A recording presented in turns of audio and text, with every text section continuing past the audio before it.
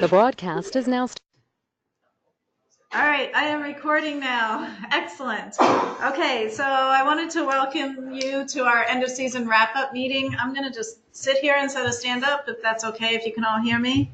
That way you can see the presentation up there, but I can still see my screen, hopefully. So I want to welcome you all to our wrap up meeting. We do this every year.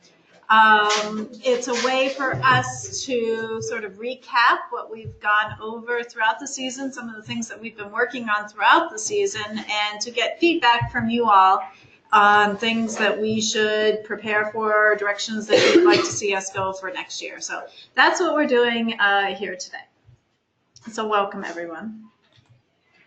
So before we get started, though, I wanted to introduce the board members who are in the room. We have Greg Moody here, who's from Metro North, and we have Steve McGlynn, who is our treasurer.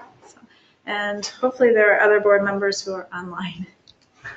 All right, this is what we're going to do today, our agenda. This is the welcome, year-end review, and we're going to go through this presentation. So this year we had 350 community-based town girls lacrosse teams in U9 through U15. We had 18 select teams and 7 two-game select teams. The two-game was something that we started this year to try to give towns an opportunity to try out the select program and to see if they liked it, if it worked out for them. It's also a way to help parents see that, yes, this is fun and it works. So we did that. I thought that was great. It also helped us in the last 2 weeks to have an even more robust schedule. So over 7,500 girls playing from 73 different towns in Eastern Mass. So one of the things we do is we really invest in training, and these are some of the things that we did, except for, you'll notice the WPLL MLL championship event. That's this Thursday night. So some of us from MBGLL are going to be down there. We have some girls going to a clinic. WPLL, in case you don't know, that's the Women's Professional Lacrosse League, and relatively new this year. And they're going to have a game, I think it's at 4 o'clock at Harvard University, and then the MLL championship event is at 7. So there's going to be a fan fest there. So there are a lot of festivities that are going down, happening at Harvard. So we did level 1 clinics, level 2 clinics, coaches convention, which we actually didn't put on. We helped with it this year, but we transitioned that over to the EMAS chapter of US Lacrosse. But we are still very much involved with it. We had rules clinics, Q&A sessions, PCA for parents and athletes, the youth play date, which we held in conjunction with the convention, our Harvard Youth Day, and our Jamboree. I do want to mention that, so next year, we've talked as a board, and we're going to start bringing the level 1 clinics for sure, possibly the level 2, but we're going to bring them in-house. So they're just going to be for our MBGLL coaches. So I wanted to let you know that. I mean, I volunteer on the EMAS chapter board, and so I help to organize the training for all of the, anyone who wants to go, actually, for the boys and the girls coaches. And just sort of noticed that some of the other leagues were taking advantage of that, not helping out. So, we are all the ones who are volunteering. Many of you have been to the events, have been helping with registration. So we're going to bring it in-house next year. So I wanted to go over some of the benefits that we really, as a league, I think we excel at. So communication is one of the biggest ones. First of all, we have local division directors, so it's really easy. In this division, you can reach out to Greg or any of the divisions. We have somebody who's in your area that you can reach out to and talk to and knows your towns, knows what's going on. This year, something new we did was the mid-season check-in, the conference call that we did with every division. And that was really helpful because we had like one division where girls were just dumping the ball and trying to count that as a pass, at the U9 and U11 level. So talked about it. The program directors then went out to their coaches and said, let's stop that. So that really worked. And there were other things that we talked about in the different divisions as well. So that's something that we're going to keep continuing. Another thing we did as far as communication this year was the post-game survey, and that was immensely helpful. We had so much communication between the coaches and our league and our board, because what I would do is every week or every 2 weeks I would be in SurveyMonkey and I would look at the results. And so we were reaching out to the programs where we thought there was a concern, if there was a sportsmanship issue. We were following up with the programs, trying to get more information about what happened, working with the officials. So it was really, really a great vehicle for communication and for helping with the sportsmanship. Meetings. We have lots and lots of meetings. A lot of them are have virtual access now. There still are some, the scheduling meetings, where we do get together as a group. But I also think that's really good because you get to know everybody else in your division. So it's great to at least have one in-person meeting. And then we have Facebook, email, the website. Let's see, strong management in the board. So that's another thing that I think is really unique about our league. We do have our board members who are very invested in what we're doing. We have a great mission, and they really support it and will do as much as they possibly can to help make the league a success. One of the things we do that I know some of the other leagues are not doing is, I go through and I analyze how did the officials do for us in particular. And so we put that data together, and then we're able to see, where the issues lie and what we want to do about it. We're going to talk about that a little bit later. We work closely with U.S. Lacrosse as the largest all-girls league. They sponsor us at a very high level. This year they gave us a $10,000 grant, which was for the safety. It was applied just to the Jamboree for the safety of the Jamboree. But what that's going to do is open up some funds for us for next year in an initiative that we're starting. So more about that in a second. We try to keep our costs down, and we also focus on the purity of lacrosse. And I think that's really, really important to know. We're not in it for making money. We're a nonprofit. We are just here for the experience. Feedback equals action. And I put that in there because we really do try to create everything that we're doing based on the feedback from our towns and our constituents. So you're going to provide feedback here tonight. You provided it all throughout the season. We're going to have a summer survey that will come out in a couple of weeks. Please submit that. And we really take your suggestions to heart, and they help shape the direction of the league. And I think that's pretty unique as well. It's really focused on everybody coming together. And then we have lots of events, way more than anybody else that I know in the area, and we're planning more of them. And we run them pretty well. They're pretty well organized, and we support our towns, players, and officials. And as I said, we really promote good sportsmanship. So those are some of the things that we do.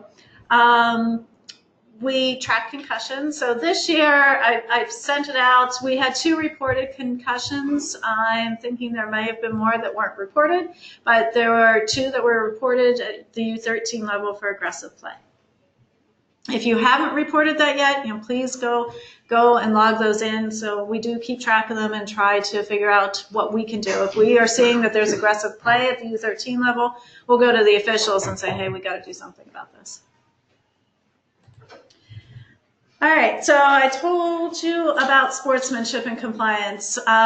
This year, we didn't have a director of sportsmanship and compliance, so our division directors stepped up and really adjudicated any of the complaints that we had. And we put together a list of the sportsmanship issues that we had this year. So you can see, and I should say, most of what I put up here that was all collected from the post-game surveys. So I won't say all of it, but like 99% of it. So the one thing that I thought was very telling was the coach didn't bench a player for dangerous, unsportsmanlike conduct. So these are coaches telling us that, hey, opposing coach, you need to step up and tell your girls this is the way we're going to play, and you set the direction for the game. We had 5 complaints about parents being unsportsmanlike, 11 lopsided games, which is just not fun for really anybody. Coaches unsportsmanlike. So again, the highest numbers were for the coaches. So we keep working on that at the town level, the town administrator level. Players unsportsmanlike. Those are things like they're swearing, they're talking trash towards the other players. Coach yelling at the official. I don't like to see that at all. We had 2 reports of stacked teams, 2 different towns with stacked teams. We had 2 reports of coast to coast, which is, you grab the ball and you just go to the goal and you don't play with the rest of your teammates. We had 1 report of a scoreboard and 10 comments about unsportsmanlike conduct from officials. Are the people on the other side of this, are they made aware that a complaint was against them or their team more?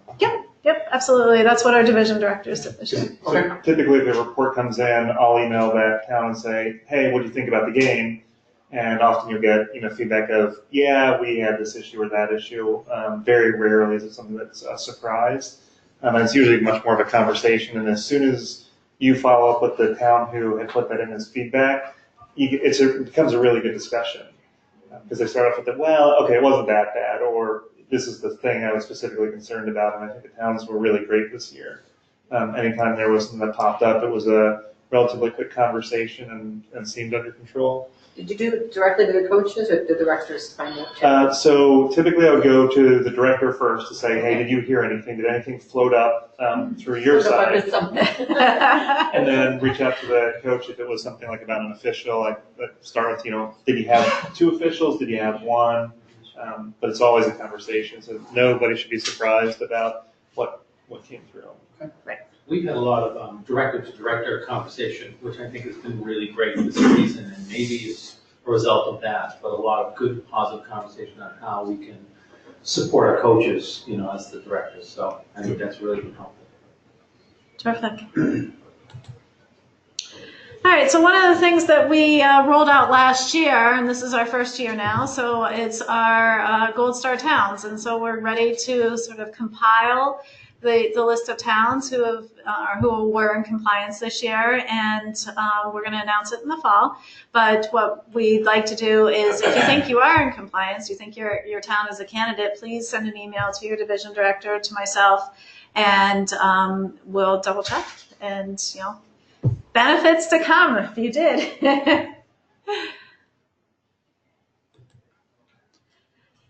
All right, coaches cards. I wanted to touch base on the coaches cards. This year, that was another new initiative that we had. We had some issues. The manufacturer was a little slow in getting the cards turned around. Like a couple of weeks after we ordered them, we were still waiting. They're trying to get a new supplier, the company that we went through. So I know there were delays there. So we transitioned it in this year rather than making it super mandatory, just because we had no options. So some coaches did fail to receive their cards, and I wanted to let you know why. So it may be that a town administrator submitted their names, but when we went to research their names, so U.S. Lacrosse maybe didn't have a membership that was up to date, or their birth date was wrong, so it was pinging it back as not being valid, or maybe they didn't take a level 1. So we're hitting the database and looking for all that information, and if it didn't comply, then it got kicked back. And so I know some coaches were confused. Well, why didn't I get it? My name was submitted, and those are the reasons why. And then there were, honestly, some towns that just didn't submit the compliance worksheet. So next year, and this is the first thing that I wanted to reach out to everyone, next year we are considering making it mandatory that if you don't show up to a game without a card on, then you don't play. But we need to make sure that all the towns are on board with that before we go and say, this is it. Yep. Are the cards that we got this year going to be carried over to next year? Are we going to reuse them? Yeah, so the question is, are the cards that you have this year going to be valid next year? So yes, mostly. So there are a couple of requirements that you have to go through next year. You have to attend the rules Q&A or a rules clinic. So when you attend those sessions, you'll get a sticker that will go on the card that says 2017 and it's validated. Wasn't there a date though on the front of it? The card didn't say. There was some like lacrosse membership expiration.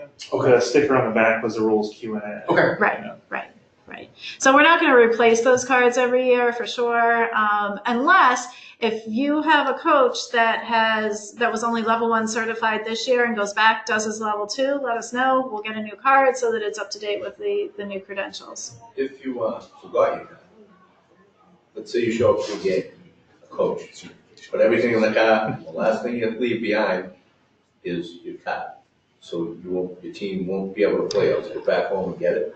Is there some sort of database that like you go on your phone and look up the coach to see if he has his credits? So yeah, well, that's one of the things that I was going to say is we'll put it on the website that these are all the coaches who are credentialed to be on there in case that happens. But Mike, you can never have that happen since you just brought that up. Okay. I show up to practice, I forget my whistle. Then I lose my voice. On the soccer side, they definitely won't, the officials won't let you even stand on the sidelines because you don't have your coach. That's why I don't coach soccer. Yeah. Don't even say that word in this room again. Man, this is lacrosse season. Take a picture in your phone, keep it in your phone. Yeah. You've got it. You don't There you go. I just remember to get the balls. Yeah. As long as I get the balls, we're good.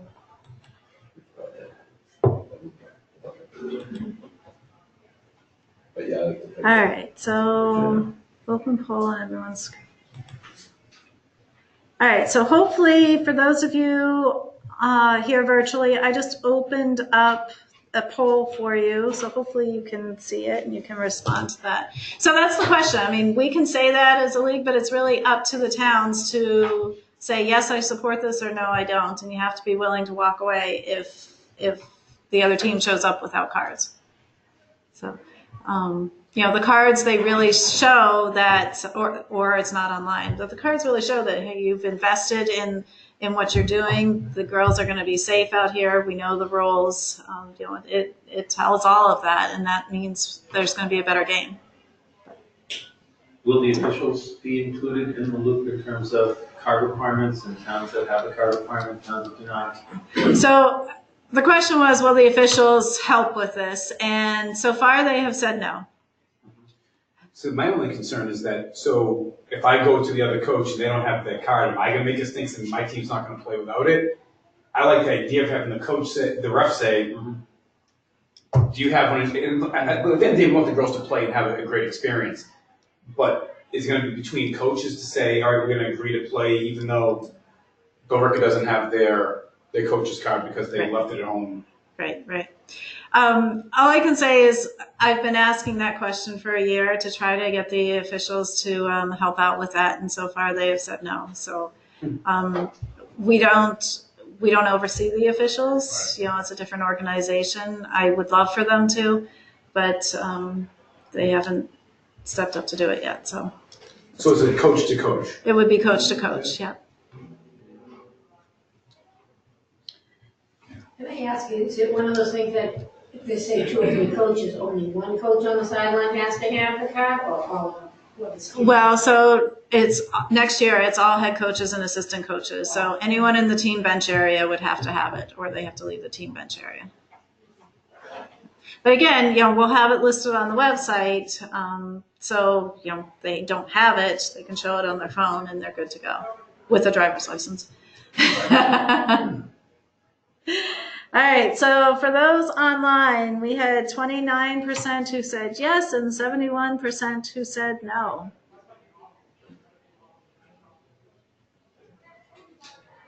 But we don't have that many online. So that's good feedback. As I said, we're opening up the discussion here and, trying to see what everyone thinks.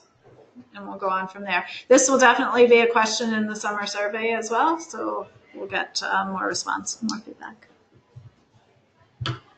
So now the question is, what happens if I have a last minute coach who joins and there are no more level 1s around? So they would have to still complete all of the online services, training requirements, and then they'll get a letter, it'll be something that from us saying you can coach this year, but it's required if you're going to coach next year, you have to do this. And that's only for the people who, it's after the time.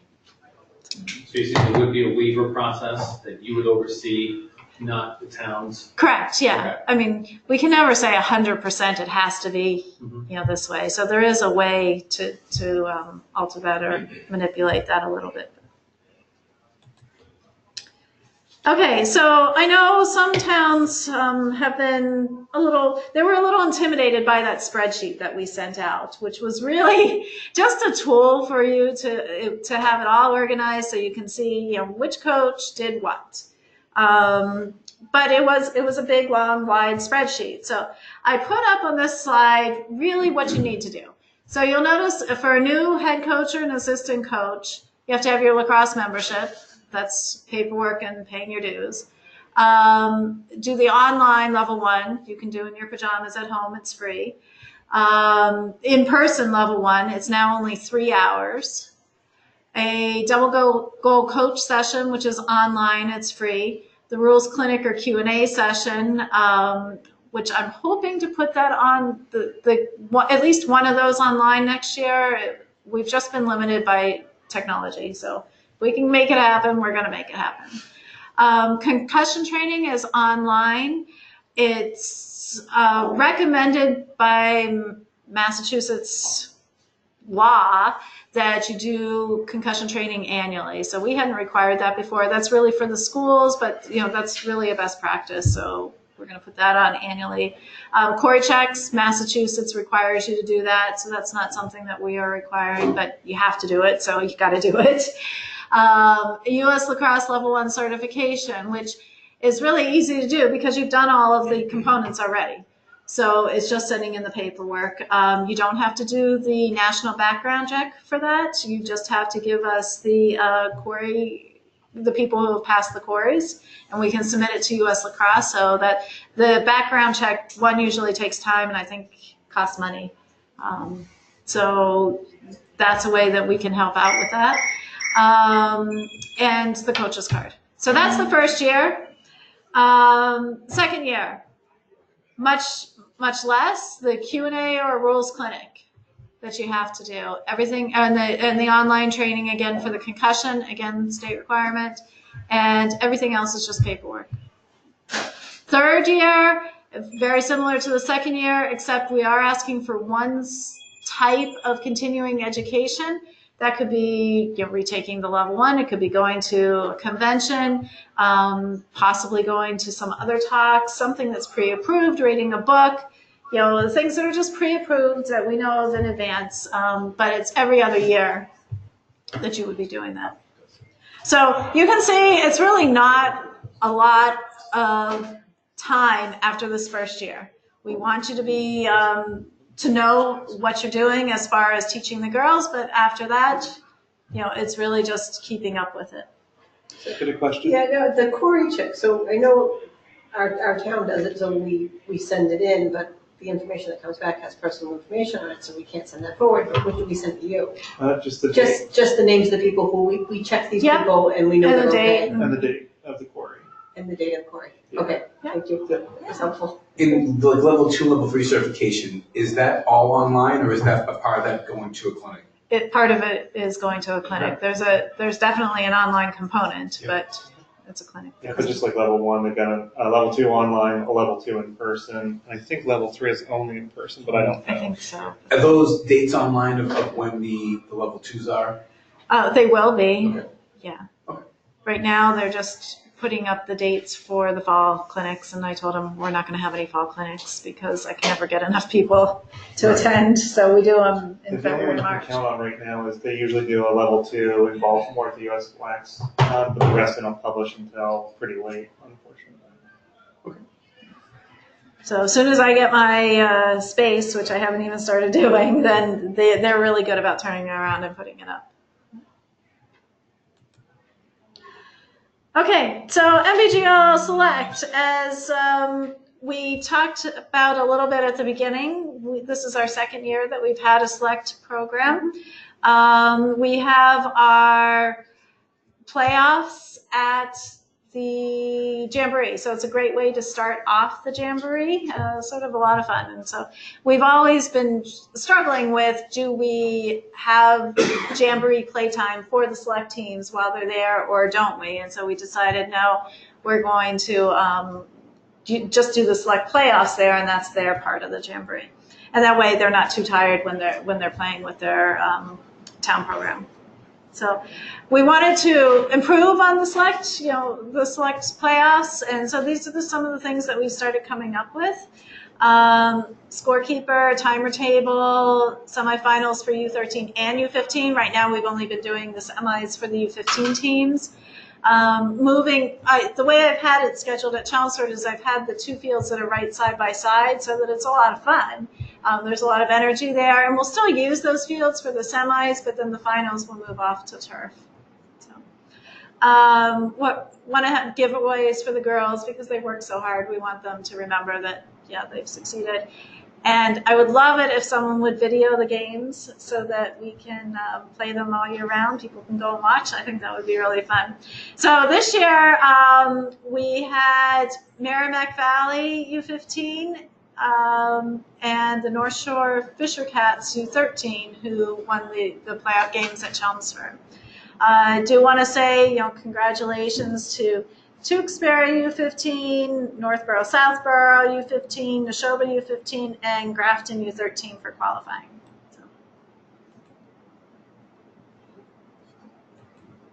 So. Okay, our Jamboree, we are all off of the Jamboree weekend, last weekend. It's always my favorite time of the year. Had 176 teams there this year. We had sideline tents put up on most of the fields, not all of them. I couldn't fit them on all the fields, but as many as I could fit them on, with the exception of one, which will go up next year. We had a tent there so that the girls who were playing had a little bit of shade on the sideline. We did open up the Jamboree space to U9 and U11 teams this year on Memorial Day. So there are some programs that are members within, Mass Bay, but they have in-house U9 programs. And so we said, you know what, you're a member town, why don't you come in and join us? So we opened that up to them, mostly because we had extra space, and so might as well. Wanted to thank US Lacrosse and Dick's Sporting Goods. They were our major sponsors for the Jamboree. And as I said, their support really makes a difference in what we're doing, not only at the Jamboree, but what we can offer to everyone in the future. Next year, so look for online player waivers and rosters. This was our first year. It's something that I've been thinking about. I'd like to get a DocuSign account or some other similar account. So next year, I'll work on that this summer and we'll get that up.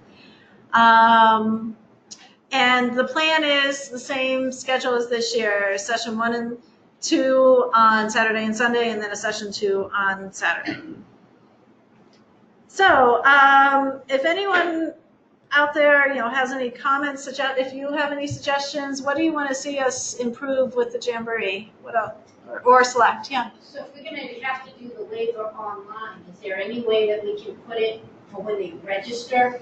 Yeah. So that way I don't have to go back in the spring and now figure it all out again. Yeah. That's what we're hoping. As soon as you register, So everybody like we gets a have to have a waiver. US Lacrosse and a waiver. Exact waiver. And Now, way- would that waiver go in place of your city waivers, or do you have two different ones? The way our waiver is written, you can put your name on there and it will work for both. I had our lawyer look at it, and so it's pretty good. It wasn't just me making it up.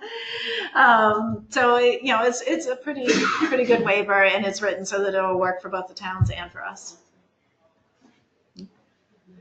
What else? Yeah. On the Jamboree, it actually does coincide with the Soccer Commissioners Cup.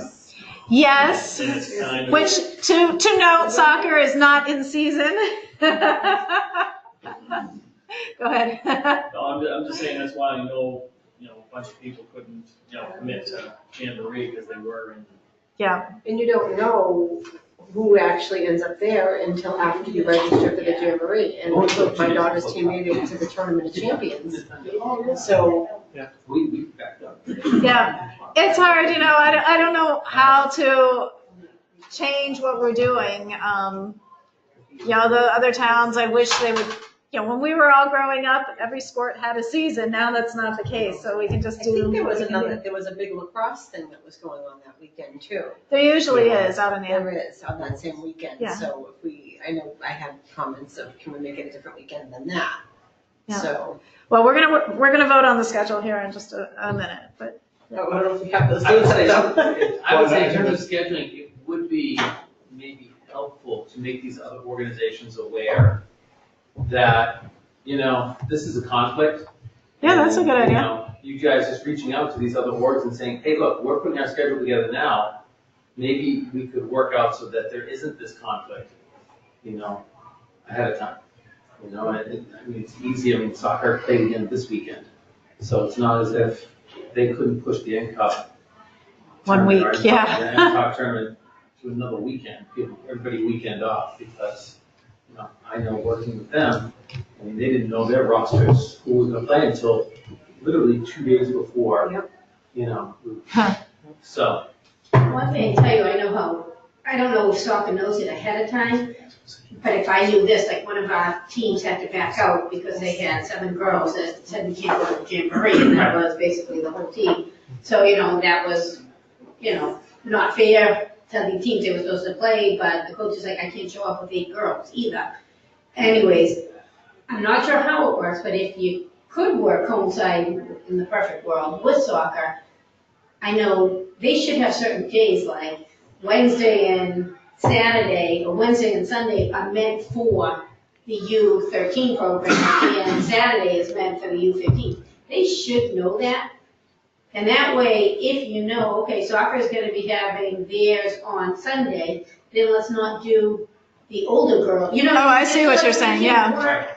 Because you give us 3 options, maybe block out one of the options, and that way they'll know ahead of time, as opposed to, we took a gamble. We said, all right, let's pick Saturday afternoon because that worked best for the coach, and we lost the gamble. Yeah. But our U13s were able to play because they didn't play on Saturdays. They played on, Wednesday, Friday, and Sunday. Right.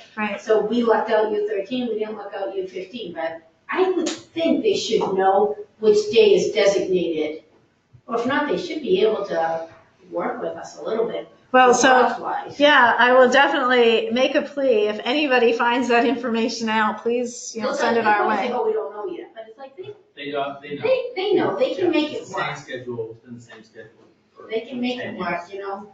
Finals It's are just- gonna be and it's Sundays. Father's Day weekend. Yep. Every single year. It is, and the thing is that you have to work to get there, and it's like it's the championships and states, so the children will always choose to go to the state tournament over a young squared final jamboree. Yeah. And the parents will make that choice as well, so I made that Because they choice. don't win a state championship in their own season. They choose not to do a championship in the fall. Yeah. So, I have a quick suggestion for select, but part of it spills back into what the town league is. There were more than a few games this year where anyone can show up. You just give someone a uniform. We had more than a handful of games this year where older girls were playing down. And it continued into the U13 select, where one game they have these girls, and then we played in the finals, they're a whole new host of girls. My only concern is that, it's on the town league, it's the safety issue. I had 4th graders playing on U13 that were literally getting run over by girls who had no business playing at a U13 level, none. And when I said something to the coach at halftime, he just stared at me like, if that girl is a 6th grader, she's the best 6th grader I've seen. If she's not, she shouldn't be playing. They just stare at me. It happened in select as well. So one of my suggestions to the group to consider is that soccer has ID cards, cheering has ID cards, hockey has ID cards. As of right now, anyone can show up to play at any game. And I think that we get to the point, especially when we get to U13, U15 girls, it's getting more and more physical.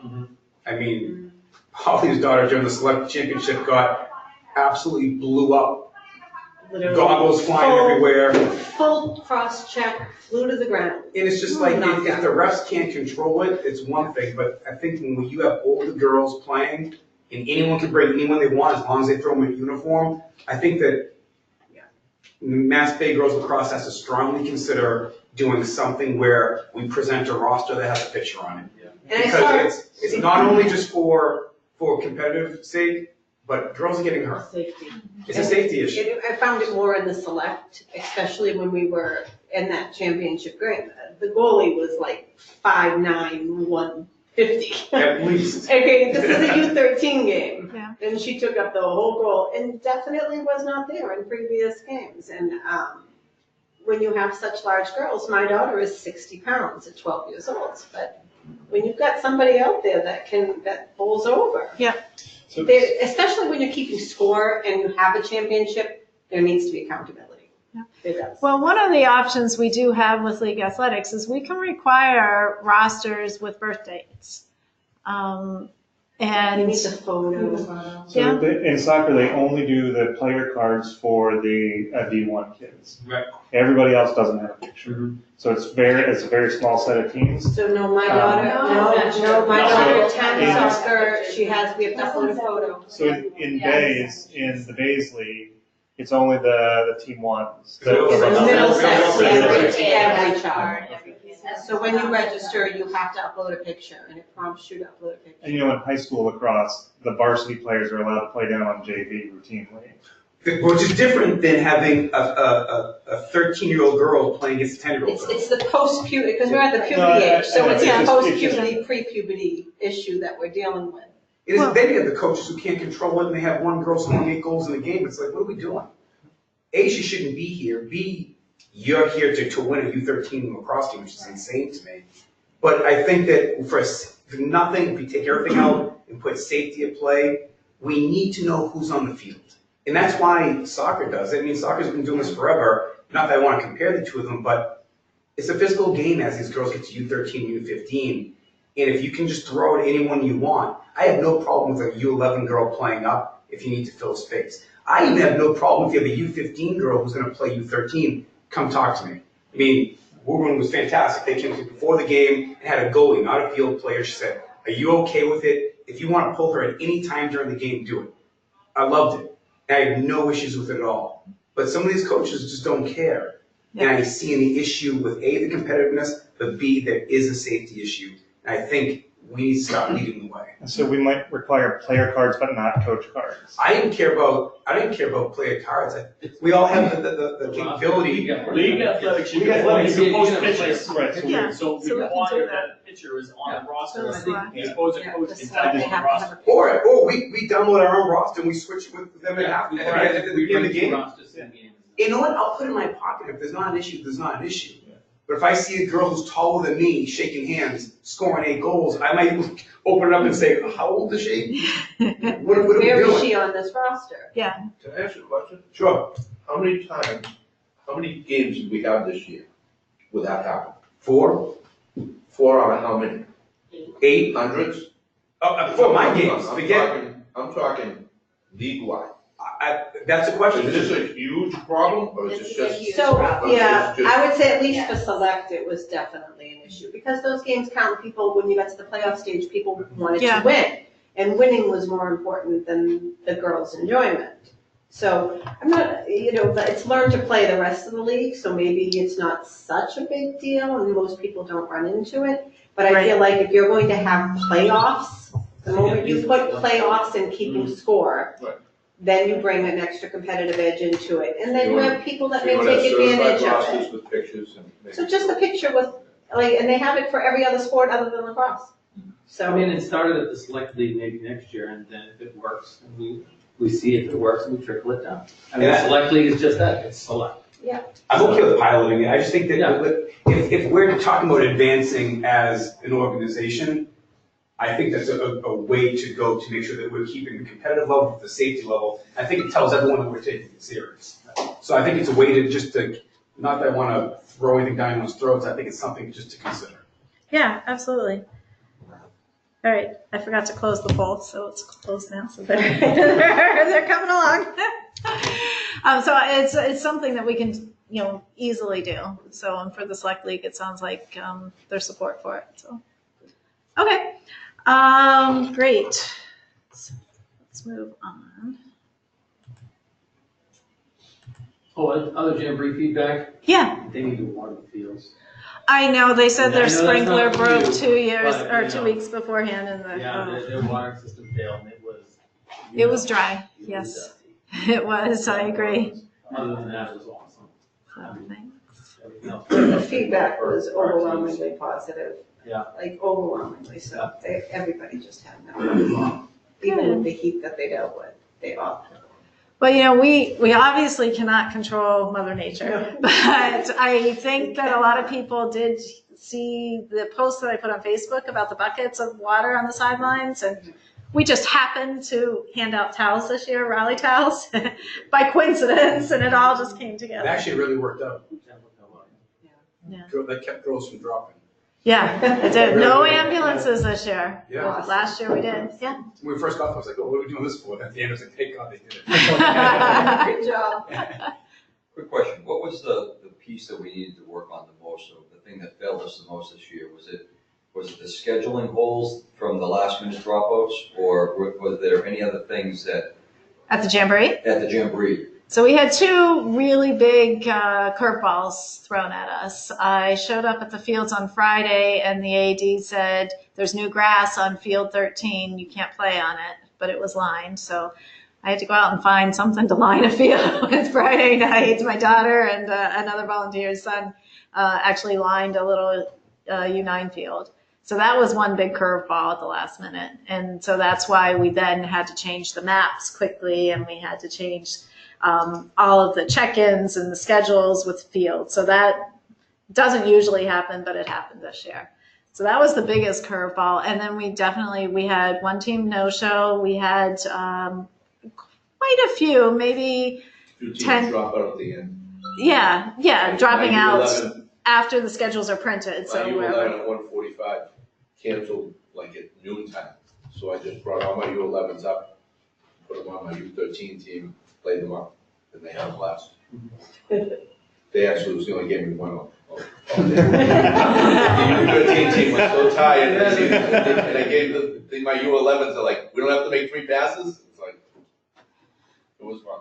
Can I make a suggestion in terms of communication around that? A lot of us have cell phones, a lot of us have, and if you have a medium, I'm not going to use Twitter, but some sort of medium that if you're caught in a bind like that, you can send out messages, say, hey, this team just dropped. If you have this team on your schedule, please make sure you check in.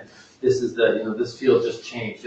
Something like that, I think we could all, because I think as coaches and as program directors, we're showing up and we've got, a couple of Sherpas with stuff and kids and all that coming. If we knew ahead of time kind of some of the things you were dealing with, we could not only kind of think ahead and help you out, but also kind of make our coaches and our parents and our kids aware that things are changing. Yeah, that's great. I know there are apps out there that are just for event management like that. The thought was, I'm trying to get everybody on Facebook. How many am I going to get to download another app? I will tell you one of the successes. Yeah, they might. Yeah. And if you just get all the directors know how to contact all their coaches, so just Right. makes it easier because you're going after. And when you check in, just give us the Zello. Yeah, I was going to tell you all. We did step up our technology this year. We got Zello on Sunday. Saturday we were using the walkie-talkies, and I was ready to toss them all. I still might, because they weren't communicating, they weren't talking to each other. So we downloaded Zello Saturday night onto all of our cell phones, and so we had all the kids at the registration tents had Zello, and we were all in a group, and so we used our phones as walkie-talkies, and that worked out for the far fields, and we were able to communicate with everyone. So we were thrilled with that. So yeah, we're definitely looking at technology. The registration says Zello Channel 1 group. Sorry? Oh, yeah. Now that's an idea. So we already use Zello. We could have all the coaches get on that, and then we walkie-talkie it in the middle of your dinner. Well, because the directors can find the coaches, I think that'd probably be a good idea. Right. Yeah. Right? That's a great idea. That way, that last game for us, I wasn't sure at one point if I could scrape together a team. But if I ever needed to make a phone call and say, hey, we can't make it, I would hate to have someone show up. Yeah. You were ready to jump on yourself? I was ready. I was ready. Like goalie? Yeah, I might have. All right, so. I thought these girls shoot me more. Forget it. So moving on, one of the things that we've heard from a lot of towns is that scheduling is a challenge and can be frustrating for some people who don't really want to get in there and sort of put together their own schedule. We had some divisions where the manual process of scheduling worked and some divisions where it failed miserably this year. So we had the special task force, some volunteer positions were on the special task force, and we demoed several different products, Team Snap, Team Sideline, Teams Compete, Sports Manager, and then we also talked to Gus Pickford, who does the scheduling. He has a product, Factotum, yes.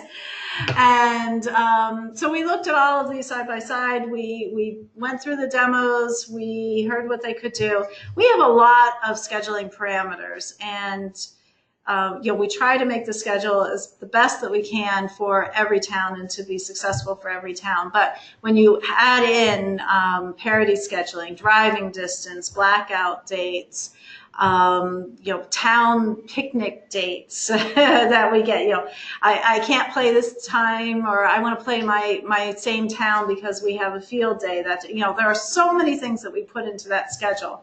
And so we decided, we just signed a contract with Gus Pickford. He schedules MBGLL. So one of the reasons that we went with him is, one, his product can automatically do more of the scheduling components than any of the other products could, just automatically. At some point, he's going to take it out of his tool, and he's going to start doing things manually. And he'll be with us throughout the whole season. But one of the biggest benefits that we saw for the towns is that the towns who are balancing fields between the boys and the girls, you don't have to do that anymore. Gus is going to do that. So when he creates the schedule. So that's going to be huge, I think, for the towns. So no more girls this weekend, boys this weekend, girls this weekend for home games. He'll just take care of it. And wherever there are openings, he'll plop it in. We've given him our parameters, like no single games. We're going to be able to write in teams that you want to play. So if you have a town that's an advanced town, you can decide, I just want to play advanced teams and I'm willing to drive. Or you can say, nope, I want to stay locally. And so you can do both. I mean, you can do both, meaning you can play the advanced teams that are close versus traveling into the next division or someplace else to play another advanced team. What's our relationship with the Mass Bay Youth Lacrosse, the boys? So we're totally separate. And the only reason why I'm asking is that Mass Bay Girls Lacrosse had our schedules 3 weeks before the boys. Oh, yeah. Yeah, I know that, and I mentioned that. So we do our scheduling, and then we go to our board meeting, and our president said, well, that's great that you have schedules, but our boys' schedule isn't out yet, so we'll let you know. Yeah, so that should be eliminated. Dates and times, which is out the window because they said, well, who gives a shit? So how is that eliminated? Does this program work with the boys' program? Yep. He does both. He does both of them, and I told him, one of the things that we'd heard, one of the complaints that we've heard is that the boys' schedule is out so much later than ours. Right. And what Gus had said was, you have your things in, it's done. We're going to have your fields block, and we're gonna work around it. So he's going to work with our parameters. One of the things, the way it's going to start working is, come the fall, we're going to start talking about this year's schedule so that he gets an understanding of what we did, what we liked, what we could have improved on this year as far as the way the schedule turned out. Not the process, but the way it turned out. We're going to also work on the field so that we can have all that loaded in before the end of the year. So that'll all be taken care of. He's going to block schedule as much as possible, which is something that we really haven't been able to do unless you were really, really paying attention when you were doing it manually. So he'll block schedule. He's going to have that sort of laid out even before registration closes. So he'll have all the fields, all the scheduling blocked out so that we have a tentative idea of how it's going to work. So, but we don't, so the issue I run into is that all the girls' games follow all the boys' games. So one day we'll have 10 boy games, and then all the girls' games has to squeeze afterwards. How would this work with that? Because they block off that we have from 12 o'clock on, but the boys need the field until 3. That won't work. If You know what I mean? If you don't have the boys scheduled, then that doesn't seem helpful. He's doing both schedules, That's perfect. so he's As going long to as work them it's- together. So he'll put the boys He's going in. to do all of that, so that's So off your plate now. MBGLL is working with them. Yep. Oh, wow, okay. That's So huge. Yeah, it's a big savings. So, That's huge, yeah. so that, out of everything, that was like, wow, that's a big win for everybody. Huge. So he is also going to manage the change requests. So, No more change request forms? no, you have to do the change request forms, but you're submitting them to him. So that's really good. But again, a week in advance for the change request forms. Now, I talked to him a little bit about our schedule being released earlier than the boys' schedule. And he said one of the reasons, well, there are 2 reasons that happens. One, they don't close their registration until later. And and so they're trying to do this all like in a really compact amount of time, so there isn't the planning. And the other thing was, in between drafts, he would send out a draft, the towns would have 2 weeks to look at it and then get it back to him, and then he'd take another week to fix it up, and then there'd be another 2 weeks. And I said, no. A week maximum, we're turning these around. And so we want to make sure that he usually gets his work done on a Monday, so we'll give you through the weekend, and then it's turned around again. So it's going to go draft. So it's going to mean that all the town administrators really have to look at it and say, yes, this is going to work, or no, it's not, and send those suggestions in. So he should get back to us within a 48 turnaround of comments that are submitted to him. We're locking the schedule March 15th, just like we have done in the past. So I'm really excited about it. I mean, everyone worked really hard in asking questions to the different programs, and I think it's not going to be perfect the first year, but I think it's going to be huge based on what we have been It'll doing. take a lot off of towns trying to figure out how to fit all these games in. It will. So same thing. If you have 5 teams, you need 1 field. If not, then you may not get as many home games. For towns or for teams that are added after registration closes, same process as we use now. We will welcome them. We will do everything we can to get them a schedule, but we're not going to recreate the schedule. What we'll do is we will break out double headers. Like if we had created double headers because we had an uneven number of teams, we'll break those up to give a new team a schedule. We'll try our best to give you a home game, but we can't guarantee anything if it's after the January 15th deadline. So try our best for whatever we can do, but that's the deadline, and then everything else, we're not going to redo everything that we've done. And we'll be able to put in that, like, our town would be interested. We had a very large U13, so he definitely wanted the double headers and such. Yeah, absolutely. Let him know so that when he's scheduling, he can take that into account. Yeah, and if he's looking for someone, then he'll think of you. Yeah. Any questions?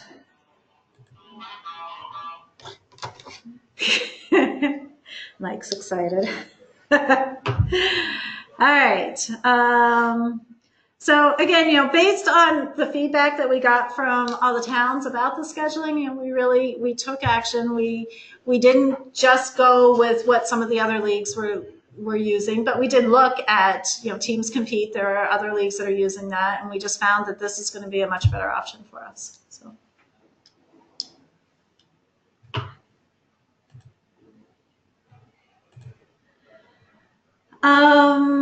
So block scheduling is a priority. He's going to try to block schedule as much as possible. So write-in games. So the write-in games, if you wanted to play Martha's Vineyard or Nantucket, you can write that in. Yes, I want a game against them, or I want to play, especially the towns that are on the division lines. For example, who is it? Like Tewksbury, wanting to play Groton or Littleton or North Middlesex because you're close. But you may also want to play. Groton may want to play Neshoba or Leominster or someone down in that area. So this will allow for that. So it makes those division lines a lot less strict, which I think is really important. We still really want to schedule based on the parity scheduling. So what we're going to do is when we do the scheduling, we will have a listing of everybody who has registered, across the whole league, who's registered as an advanced team, a high intermediate team. One of the things we're going to do at the fall meeting also is look at which towns were registered, in what leagues last year and what they should have been registered in. We definitely had some misregistered towns this year.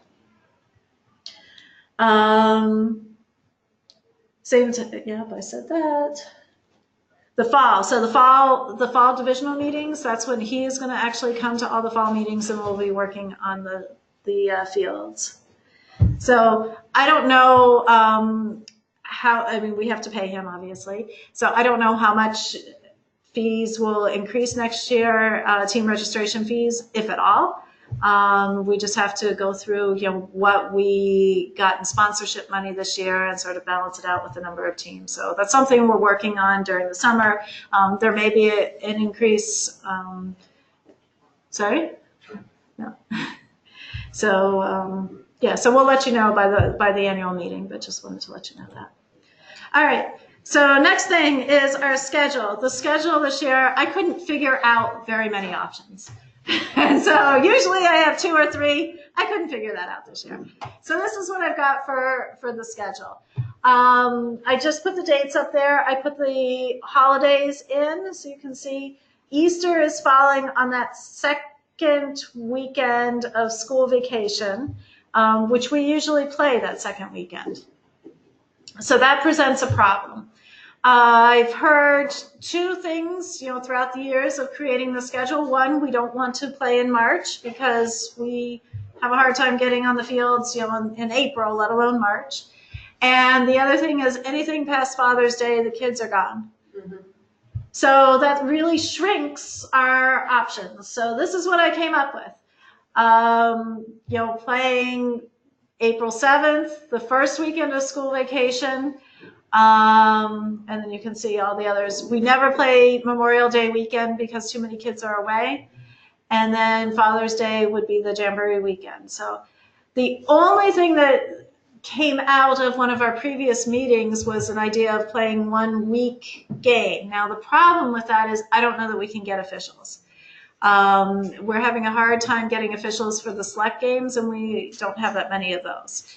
The officials who are coming off of the high school games, that means they can't really start officiating until 6:30. So it's getting later. So I don't even know if that's an option, but I wanted to get feedback and see what people are thinking. Can I offer, maybe we could pay, because the kids that go away school vacation, they go away to school vacation. So I figured that why couldn't we play both weekends and then we can move the Jamboree up to the 9th? You can't play on Easter. So the 9th, 6th, that's the right. 21st is Easter. So we're saying that we would start on the 7th, or is that? Okay. Yep. Start on the 7th, 7, 14, 28, May 5, 12, 19, June 6, 9, and then Jamboree weekend 15, 16. There aren't a lot of options. I don't know what else to offer. I think the weekends are really tough. You try to have a weekday game early in the season, it's too cold. And if you try to have it later in the season, there's too many concerts and plays, and all, especially for the little girls. It's like, right. I've been through elementary school, not one has something on the same day. So. And if the 6th grade concerts and dance and all the rest of it, it's crazy. It's You'll never get there in the week. I would be okay with, we do get one night a week turf. I'd be okay with doing a weeknight, one weeknight to move it up. But I don't know what everybody else's availability is. I think that was seriously complicated a lot of times. Especially for fields, if you're competing with the high schools. Yeah, if you're trying to, I mean, how many of you have tried to reschedule the game during the week? It's not easy. I think it really Get should the have field, it. get the official We ended up having to cancel our last meeting. We did a lot of scrimmages on our turf on Wednesday nights. We did get officials and we did okay. We had our makeup games, we scheduled the select game. Oh, you in? No official? We had officials. Oh, okay. We had officials for everyone. At Burlington Orca, we had a rain out on our game. We were lucky enough that they allowed us to go on, like it was a Wednesday night. We were able to get the girls. Because we It was have, good. It was huge. once a week, the girls get turf. It is So no I way- can just pump all my girls' practices onto the grass and then put a game there. Without that, we never would be able to make it the game. So I think it's just, I don't think you We can have plan that. for it, but I I think think everybody it does. If we get pinch you can use I was it. gonna say Lexington has We have turf. 2 turf fields, Tuesdays and Thursdays, just for the girls, but, I mean, so we could host a bunch, but. So we got a comment, have you thought about having the Jamboree during the season? 7 games and 1 Jamboree. So we get 7-game season instead of 8-game season? Don't think parents would like that. The only thing I was, if you wanted to do the Jamboree Memorial Day weekend as a tournament. There's too many other tournaments. Yeah. Everybody's away for it. Yeah, It's a there's tough too one. many tournaments, too many. That's a good idea. I just think take a break. I think so. I don't think we'd get the team. Okay, so online, we have 74% who liked option 1, 11 option 2, and 18% Where's option option 2? 2. What is Option 2 is with a midweek game, sorry. Oh, with Oh, the no. midweek game, okay. All right, so, Midweek game, what, starts a week later, is that what it is, or no? A midweek game would move up the Jamboree, is that what we're saying? well, that, or it would mean you wouldn't have to play school vacation week. No, I think we should keep it at school vacation week. People are But then you're having 2 weeks off, you play a game 2 weeks off. Yeah, no. I think that's, You lose them. No. yeah. Okay, so I closed that online. It looks like the majority want what is proposed there. How about in the room? Anybody not want what's proposed? I don't think you can be better than that. I don't think there's too many options out there. I mean, the only option is to start a week early, and I'll tell you what, we couldn't play at Orca, we They don't couldn't even play open up our turf. turf. I know. Our Burlington won't even open up turf. We're looking like, why do you think we have turf? I don't think you get, I think that's as good as you can get. It's a stretch, what about 2 games on a Sunday later in the season? Everybody take a double header. It's not a bad idea. Free I up mean, I think everybody would be willing to take a double header to move it up that weekend and get, But you'd have to have the girls play like at least 9 or 10 AM games and then like a 3 or 4 PM game. And that might be the issue with field. Right, we- And we don't get officials. the- Yeah. Yeah, we don't get fields before noon, we don't so we know. couldn't swing The the. one it is. All right, I think the officials is actually the But if biggest. we have a double header, because we've done double headers, then the official just, you have 4 games that afternoon instead of 3, Or or you can 5 just play the games same instead team of twice 4. back to back. So our U15 would play twice.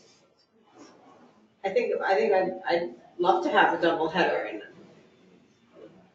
And if everybody took a double header every week, everybody took one, every team took one, then. They get too many fields to play. We did until we played the team of promise. I like the idea, I just don't know. With the field restrictions, I don't know. Yeah. Trying to get. Well, why don't we do this? We'll go with option 1 for this year, and we'll start asking this question to everybody. What is your true availability of the fields? And think about it for the next season and see what we can do. So in this schedule, we're talking for selected be the 28th through, The 26th. So oh, sorry, the 26th, that's, I was thinking blank. 26th through the. the 31st. 31st. And then, Yeah, the one, playoffs. no. Did we only play 6 games this season? Yeah. 1, 2, 3, Yeah, then the Yeah, playoffs. 6. Yes, I think, but, so there's. but am I off a week? I might be off a week those I think last you want to 2. start on the 21st and have your playoffs on the date for the Jamboree. So right? yeah, it'll be the last 6 weeks of the schedule. I think I made a mistake there. It needs to move up to the 21st. Eight. Well, that'd be the 14th then, right? Because if you want to have because you were talking The about playoffs will right? be the 14th of June. So I think I just made a mistake on those last two. That Friday. Because if you want to have a playoff, you have to have an extra day. Yeah, because they wouldn't play the 24th because that's Memorial Day weekend. Right. So they'll play 5/17, 5/31, and 6/7. I just think I made a mistake. So move it up to right the week of the school vacation. No, What you're saying? no. Just the last two dates. The last two dates. 5/31 are wrong. Oh, okay, I got Yeah. it. Friday of Father's Day weekend. Okay. Yeah. Yep. So thanks. Yeah, I'll fix that. I'll fix that before I post the presentation. All right, so officials, I talked a little bit about officials. This is the data that I pulled for the officials and how they did this year. You can see that, well, what we try to do is we have juniors on the U9, U11, and we have asked for 2 officials on U13 and U15. You can see that we had some games canceled this year. Still not a significant amount, by level, but there are still games that are being canceled. You'll notice that, well, we don't allow 2 juniors on the U9, U11 games, so that's why there are zeros there. And we're not supposed to have 2 juniors on the higher games, but sometimes they will if they're very experienced juniors and they're working together just because they don't have any other options. So I think that happened a couple of times. So I'm not too worried about that. The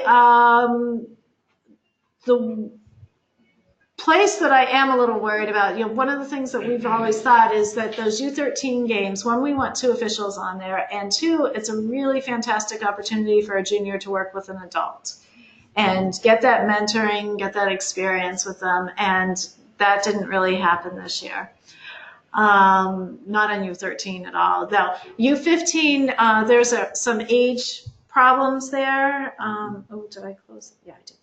There's some age issues there, so they may not be qualified old enough to officiate a U15 game, but U13, they should be able to. All of our juniors should be able to. You'll also notice on the select program that we did not have all of our games covered with 2 adults, which is concerning. U13 didn't have any games with according to League Athletics, any games with 2 officials. So that's a problem. In the U13 select, we had a handful of games with 2 officials. You did, Yeah. definitely. That were assigned? Yep. Yes, definitely. I'd say more than half. The ones that we had 1 official was tough because they literally just couldn't get them done. It wasn't fair to them. Right. But I'd say probably more than half the games we had 2.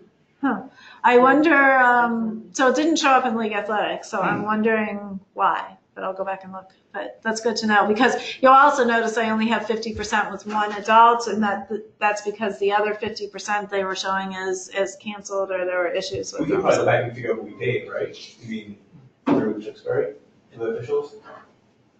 If you need the stats. So yeah, that would be great. So I just need to go back in there and try to figure that out. But overall, we'll say these numbers are close. Okay, yeah. I just want to make sure that you knew that at least we definitely had games with 2 officials. That's good to know. Yeah, that's really good to know. So most games are covered, but not adequately. Let's go to the next page. Before we wrap up with officials, paying to the select officials. My understanding is the boys league pays the officials for their select. Now the girls are paying hometown team paying. Correct. Yeah. Just to make sure that that's on the same. Yeah. So there's still a shortage of officials. That sort of showed up in what we're doing. And based on the survey results, the post-game surveys, we were hearing a lot of concerns about the junior officials. They're young girls and needing more mentoring. So those are sort of the themes that I pulled out of that data, and also the SurveyMonkey results. So other leagues are paying more. Last year they decided that they were going to try to tackle the problem of not having enough officials. So they're paying more, and as you can see, this is what they're paying. So at the U13, U15 Select, they're paying one adult $75 or two adults $75 each. So that jumps it up quite a bit. One adult and one junior, they're paying $75.50. We pay $70.30. So are they having, with these prices, are they having the same shortage, or are they having a better luck with that? So they can't tell me.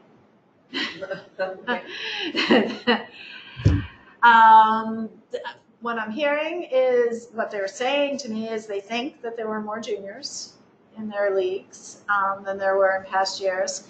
Other than that, there's still a shortage of officials, but they think it was good.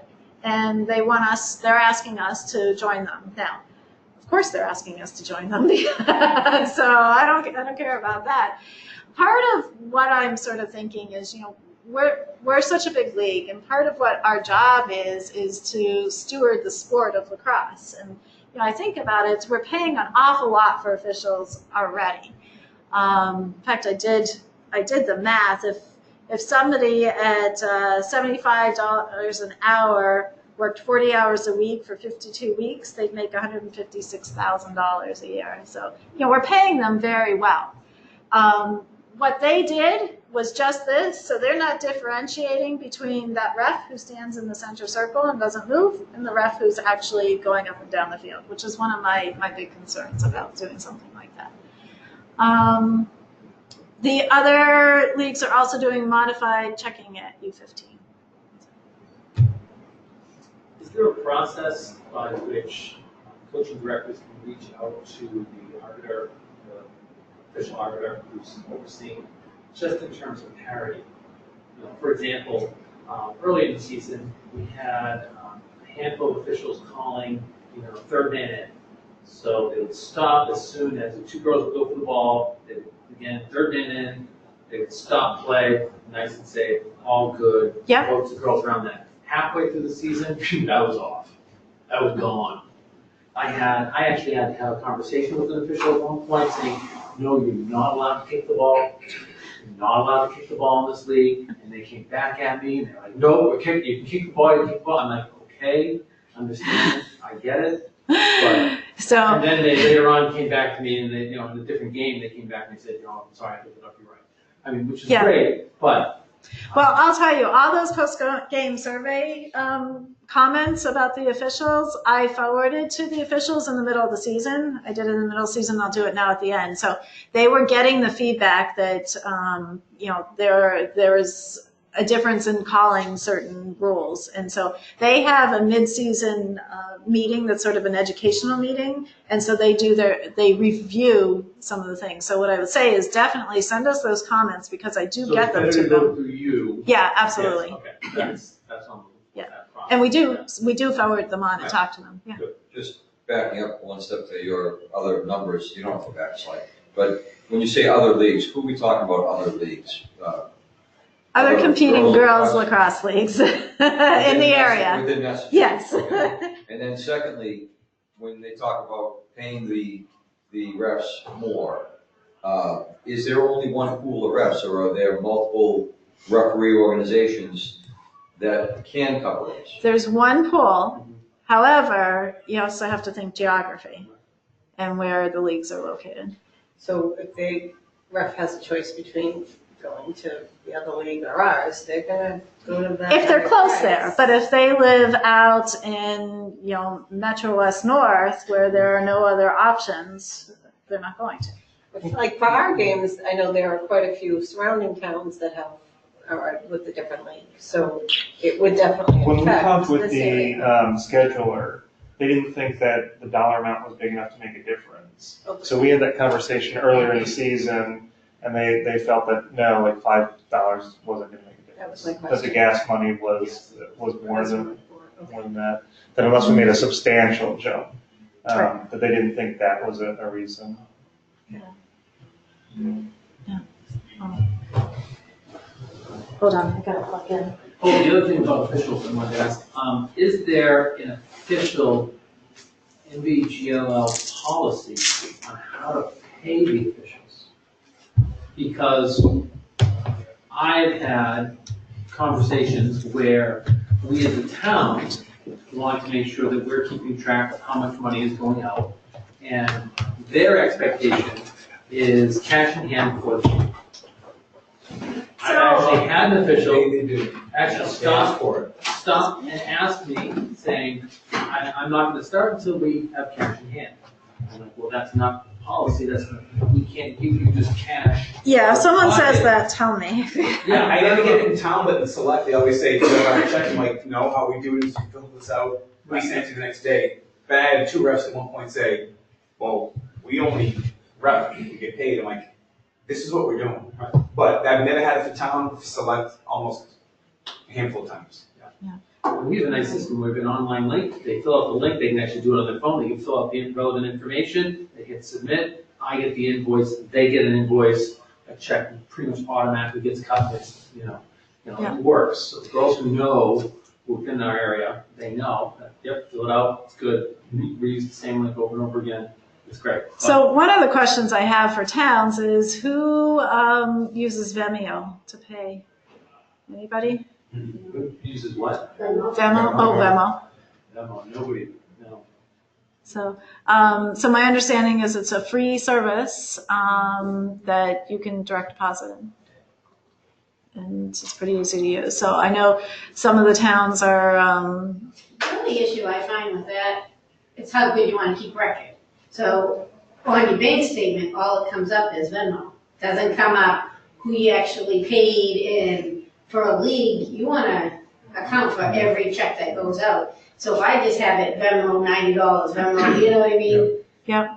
I like to know who got the check, so I have all my sheets. We give them a check right then and there. Like that day, once they're done, we hand them a check. They fill out the paperwork, we hand them a check. Yeah. But I just know for myself, I need to be able to trace everything back. Yeah, that's a good point. Yeah. So that's what, if they ask for it, I would say no. There's just too much going on nowadays. You need to be able to cover yourself.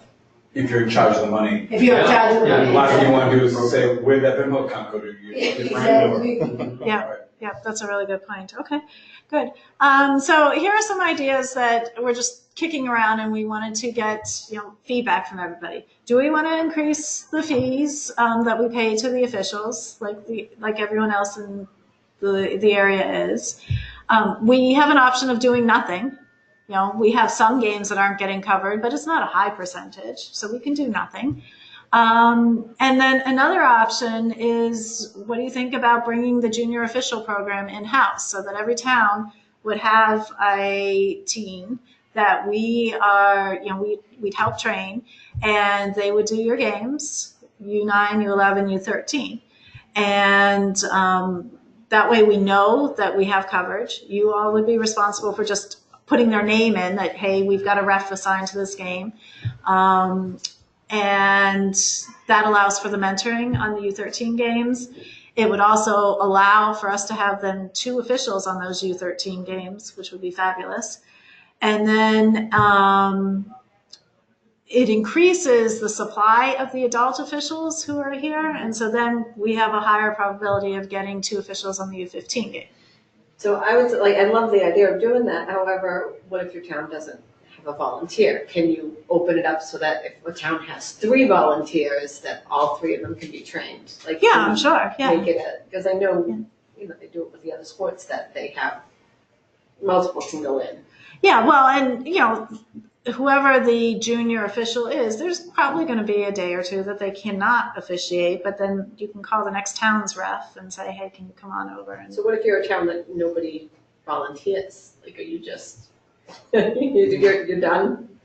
Well, then every town would be responsible for finding a ref. So whether it's from your town, it's from your neighboring town, you'd be responsible for doing that.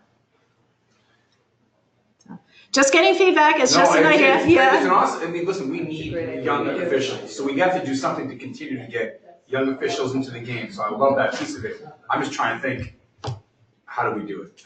Yeah, what happens if you're town? Yeah. And I know we're probably not gonna be able to, like, I know how hard it is to find coaches. So I just don't think, I think town shouldn't be penalized, then now your job is twice as hard if you don't have anybody that volunteers, because you can't force Right, people right. to do. Could you So- have a hybrid program where your program may have a junior official that can be slotted in, but still be part of the overall larger network? Possibly. That's going to get confusing with the officials and the assigner. Yes. But Possibly. you would have to say ahead of time, you would have to have somebody, you have to say a schedule, but then the arbiter, that schedule, the officials would only have certain dates and games that they would only plug in, and you Right. would know that that's only the games and dates. Again, making more work on our end, but bringing up new kids to be officials in your region, it's a good investment. So- Yeah, really good Great. investment, Yeah, yeah. no, I do. I don't know if anyone is here from MBGLL. They did have an in-house junior program for quite a few years. Yeah, the AO program. I haven't talked to them yet about how they ran it, so it's something that So we I know we definitely had invest some in. stronger years with that, because we beat with the boys, so some years we had two, but then we had a few years where we had nobody. And then what did you do? So they just didn't have one, then you just used the refs and you didn't have AOs. And there are other towns would, like they had a pool, then you just get the pool and hope that it would be assigned. But like the only part I don't like about this is the penalization. If that year you just don't have anybody that wants to help, then that happens. So would it be possible, again, just thinking about it, but possible to enter names in by a certain date, and if no name is entered, then the assigner goes and picks those up to try to get. I think that's a reasonable. That's reasonable, yeah. So, but I'm thinking about, the amount of turnover, that date would probably be 2 weeks in advance. I would think you would need a commitment from whoever the individual is going to be part of this program. Or you're committing to training them, you're committing to providing them games, they commit to being there on those days. Okay, so I threw this out in a poll as well. 27% said do nothing, 41% said increase payments, and 32% said bring junior official program in, 33% said bring junior official program in-house. All right, so just wanted to start this information, and gathering and having a conversation about it. The thing that I'm concerned about for increasing payments is there's no evidence that it works. Right. Yeah, and it is a slippery slope. So what do I say? All right, to the other leagues, I will match you this, and I will raise you $5, and then it That's the starts. thing, is if they're gonna raise it another $5. Exactly. We can just be in a- So I don't know. Just some things to start kicking around and thinking about. All right, let me close this poll. One thing I would say though, if you have to raise it just because we're not getting it, you raise it on the senior officials. Because the juniors aren't gonna drive that far. $30 is a lot for a 15-year-old girl. I mean, I know officials who are walking out with like $90 every Sunday. What job are they gonna get that they can work? Exactly. Outside. They get $10 an hour. Get $90 for 3 hours. If we're being totally honest, these officials aren't good. They're not. Yeah. They're just not. I mean, half of them don't know the rules, and I don't. What you do get to do to play the game, but they're just every week is a new mystery, a new adventure. Half of them literally don't go. They go from restraining line to restraining line. They have the goalie throw them the ball. It's just. I mean, you get through it, but to get raises. Yeah. I'm with you. But we take the information from everybody. Yeah, no, I know. It's, I actually thought every official we had, well, awesome. That's great. Yeah. Coach the game, It was the slush program we saw more. the town officials, I think, they were fine. Actually, to be honest, the town officials I thought were better than the selection. So yeah, I did too. The town officials actually cared about the girls. Every 30 seconds. So, And then the you're next right. time, select you place your full own body league, correct? checks. Fridays. Yeah, so you're competing Goggles flying, against child ice flat out. hockey. My daughter Yeah, throws that's That's where you're around. getting No, a it's- lesser official. No, like, It's fun. They're not the ones that can't, that aren't going out to high school. It's a good point. And then Well, they that decided can't to work. be afraid to move because it was a whistle every 5 seconds. That's the problem. Okay, so let's just keep moving here. So fundraising, I just wanted to remind everyone we do fundraising efforts, especially as we grow and we add new initiatives. Things cost money, so we need to figure out how to pay for them. So just wanted to put this out there again. We have donations through benevity.com. If you have a corporation that you work for that matches, this is a great way to donate money, and you can do it's very corporate oriented, I guess I would say.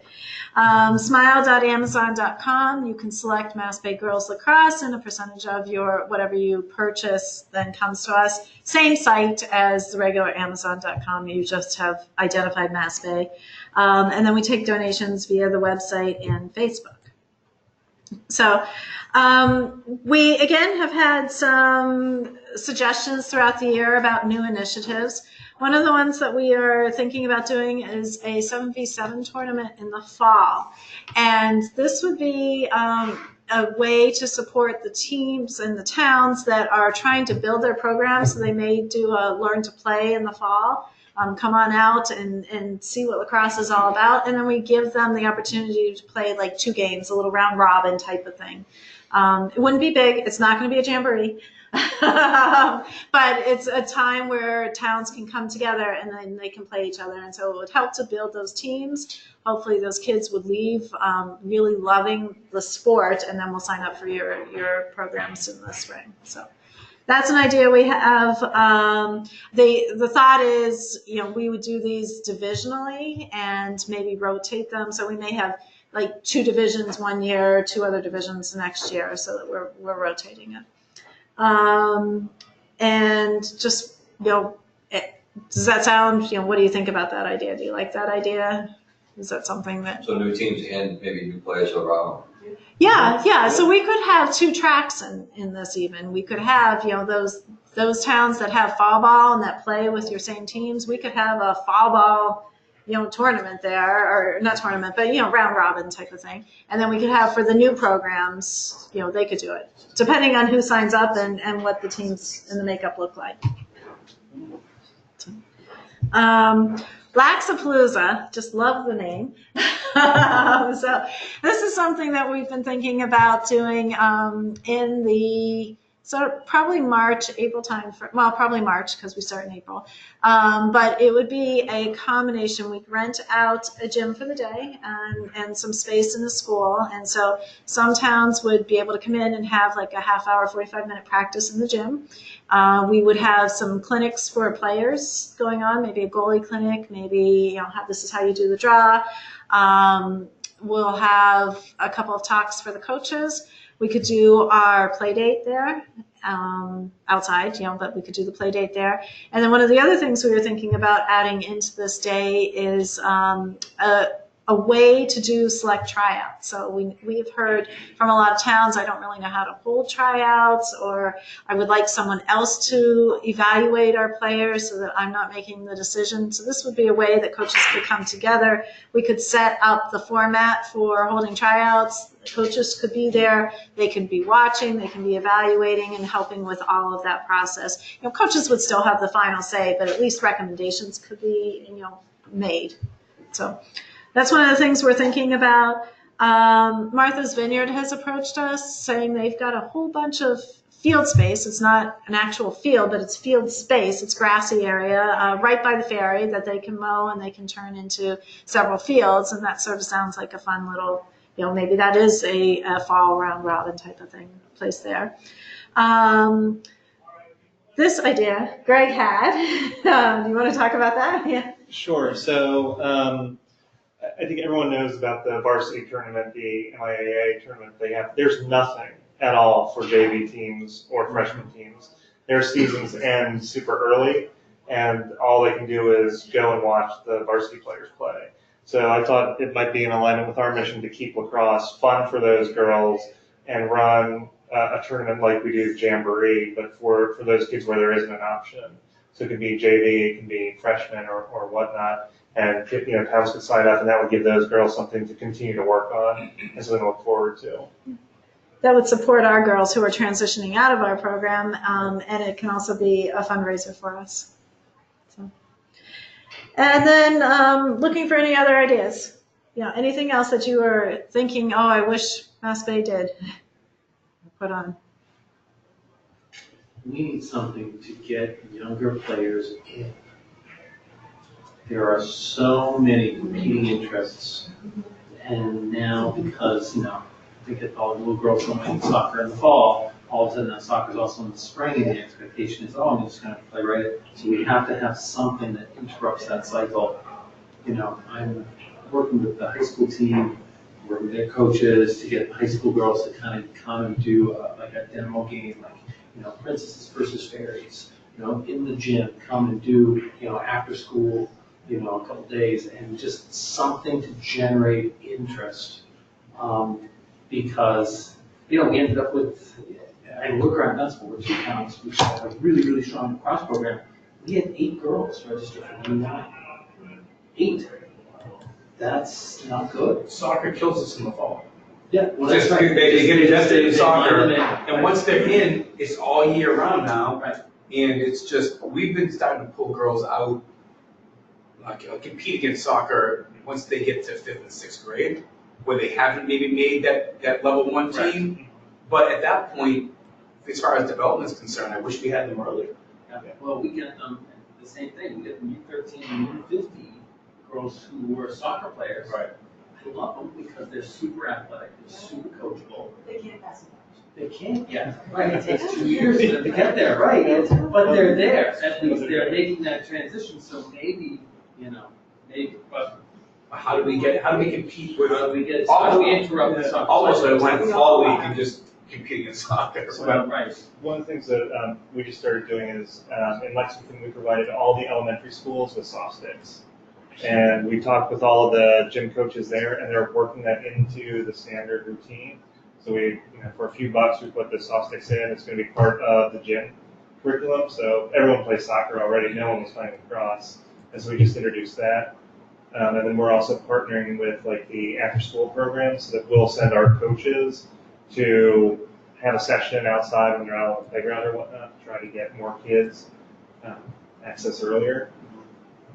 And then we have a pretty tight connection with the new high school varsity coach, and so she makes all the girls available. If you play on varsity, freshman, or JV, you have to come to the rep practices. All the girls have to sign up. If you don't sign up, you don't play. So those girls come, and it's a pretty good thing. We're definitely seeing some benefits from that aspect of it. The elementary schools we don't know yet, but we were finding that there were certain elementary schools we had nobody, and others you have 15 kids coming from. I know I've had a problem with field space involved with lacrosse and soccer. So I made a proposal to the mayor that team that is in season gets preferences for kids, which only makes sense. But he says, well, how many girls play lacrosse? And I said, it doesn't matter. I'm trying to grow my program. Right. Soccer is year round now. They bump me, they play in the end zones. I'm like going crazy. So, just much I said, I'm just trying to be fair. If it's in season at the high school level, then we should have preferences on those fields. I said, you think of putting the soccer team up in the middle of the baseball field. Why are they putting it out of my lacrosse? The one thing that we were successful at, I have the 2 coaches of the soccer teams at U13, daughters wanted to play lacrosse. And 3 years ago, I couldn't get the soccer girls to practice. And they would show up to games without ever playing practice. And awesome athletes, but we couldn't catch and throw. But I worked out with them that we had lacrosse on Tuesdays and Thursdays. Soccer was Monday, Wednesday, Fridays. They had games on Saturdays. We had games on Sundays. So now the girls can play, and they can play. There's a way to do it. But if I didn't have those 2 girls who wanted to play lacrosse, they would have said absolutely not. But if there was 2, I just happened to get lucky. All right, so let's just move on. I'm going to finish this up here. So we will be talking to the Umpire Association. So wanted to know if you have anything that you want us to address with them before we have that meeting this summer. Not to allow full-blown tackles would be nice. Duly noted. Are we the only league that doesn't allow ball kicking? Probably. Okay. That might be something you may want to consider, only because it creates a disparity rather than parity with both U.S. Lacrosse and other leagues. Yeah, yeah. Well, we decided that when it came out, that rule came out, just because there were so many people in the Umpire Association too who were saying, "What the heck is this?" So that was also coming off of a time where U.S. Lacrosse put out rules and then they changed them the next year. And so with everybody talking about that, I was like, you know what, let's just wait and see if it sticks before we do it. So that's definitely something we can think about. I think the big deal, I think the only thing I would address is consistency at the lower level. I'd rather have even a great official, but be consistent, so that I know, and I can have a conversation saying things like, hey, I'm really working on, with my girls, not throwing the ball into the net across the crease, that they actually take a couple steps back. Can you help me with that? So that we can, get to that point. I think every year if we could just choose 1 or 2 points of emphasis. To me, it came down to safety, where there were some teams that would put 3 girls in the crease, and we were like, all right, 3 seconds shooting space, something, and we'd say the rest of the time, I just don't want anyone to get hurt. Some refs would be great with it, others wouldn't. So I think that if we could choose 1 or 2 things to get points of emphasis that year, just to make sure that for safety reasons that's what they look at, it might be something that's helpful. Yeah, crashing the goal, particularly at U9, U11, I think is going to become a safety issue sooner rather than later, particularly as girls' sticks are becoming a bit more advanced. They're throwing the ball with a lot more velocity at younger levels. Having girls crash and then not having officials, have girls within stick length and being kind of in the way of the ball. Right. Might be something that we as a league can address ahead of time to get the officials more aware. Yeah, we definitely can. Okay. So what I wanted to do here is just address some of the questions that are online. If I can find them again. Attendees. Oh.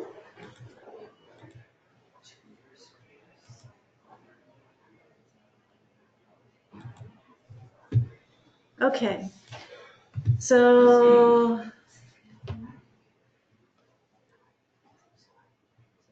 unfortunately, I don't know what the telephone number was, so hopefully you were able to figure it out and we're able to hear.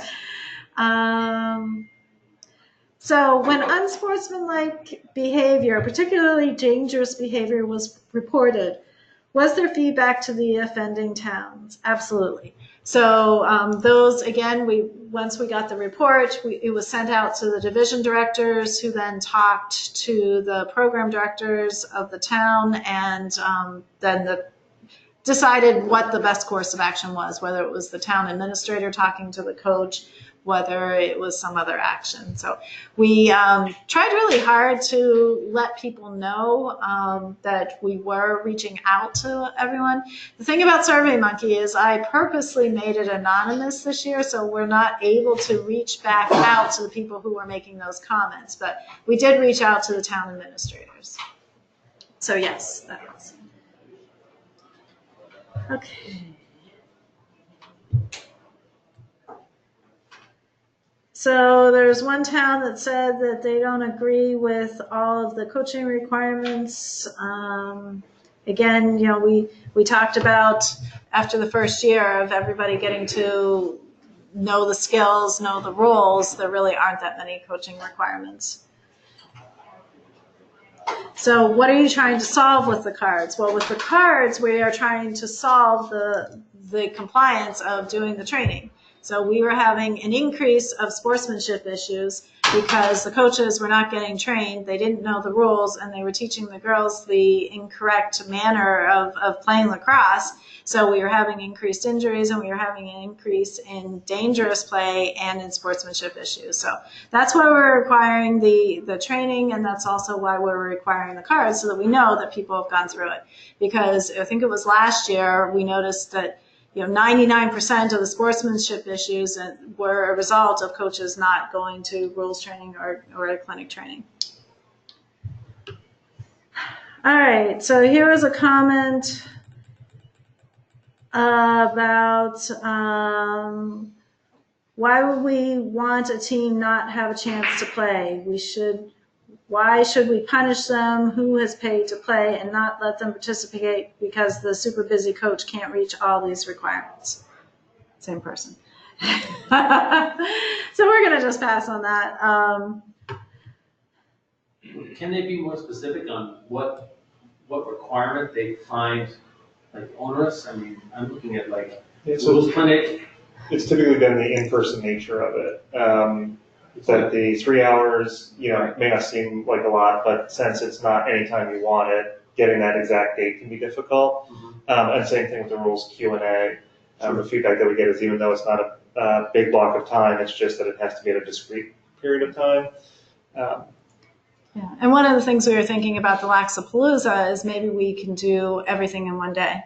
So if people are there, they can do that as one day and they're done. Though we've tried that at the convention, so we do offer it. How much in advance do we usually give? I don't recall when we find out when the level 1, level 2 certifications are. And oh, that'll be up in the fall. Okay. It may even be up in the summer, depending on. Some technical issue comments. So idea to help with sideline credentials check equals the game schedule should have head and assistant coaches named in green if all coaching compliance requirements are completed and current. Coaches teams in red would be an indicator that credentials are not met for sideline access.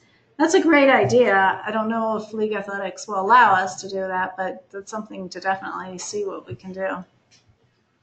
It would solve the problem too if the coach didn't fill out his card. Yeah.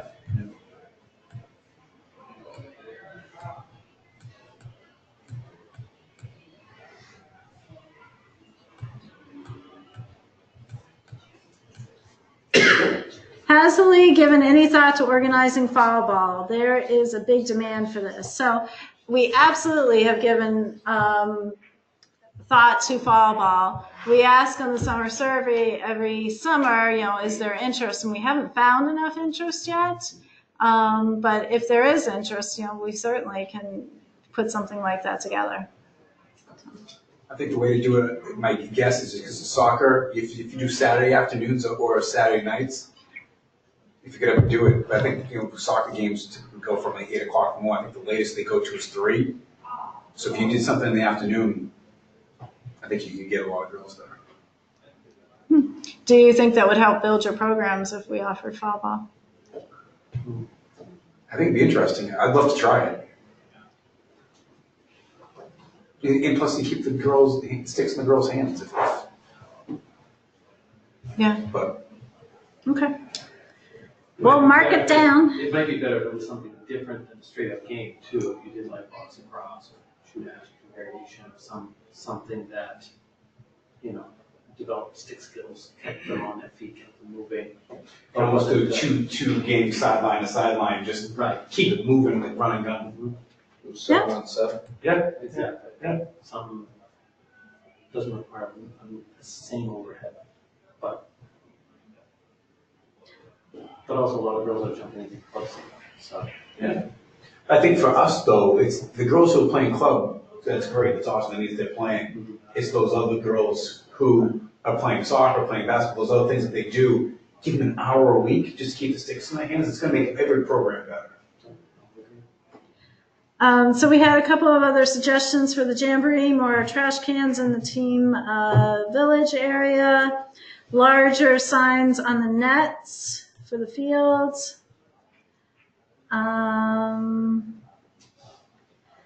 There was a very uneven number of teams between the various sessions of the Jamboree. So yes, that's the case in session 1 and session 2 on Saturday. It's based on who signs up. So I wish we could get more teams to sign up on Saturday. So all of you who didn't come to the Jamboree, sign up on Saturday. The boys do it at Devon's. Why can't we? Well, we can't because the boys are there and we can't get into Devon's.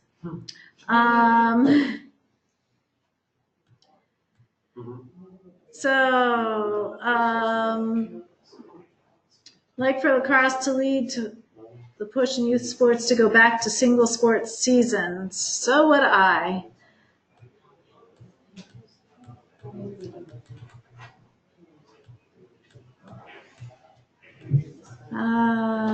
I love the idea of ID cards. That was an issue that our U13 and U15 teams encountered.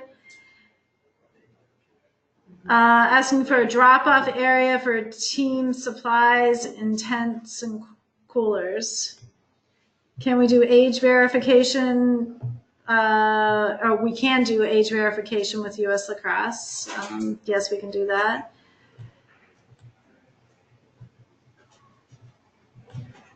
So I know the U9, especially the teams at the Jamboree, they've wanted to be in one area so they don't have to travel between teams. We purposely are trying not to stick a team in one field so that they get to see the different fields, but also so that they get part of that Jamboree experience. We, in the past, have had some towns and some teams that were stuck on outfields and they didn't get to play and some of the others, and so they didn't feel like they were part of the Jamboree because they were always away from everything else that was going on. So that's one of the reasons we went to the session 1 where it's on 1, off 2, and then you're on another game so that you have time to get back to the tent area and sort of relax. So that's sort of why we've done it.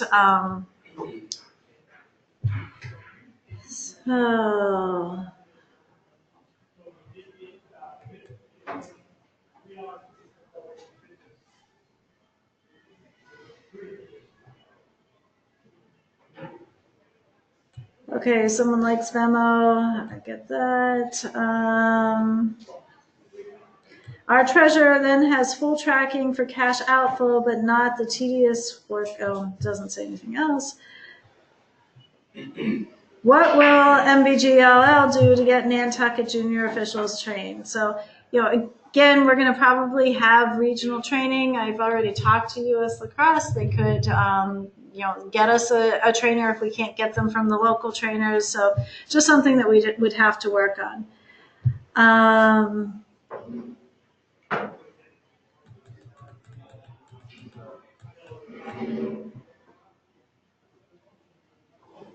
Let's see. Junior officials will likely be current U15 players. How do you have them get them ref and then go play their game? So the people who are reffing probably should not be playing. Foxborough's interested.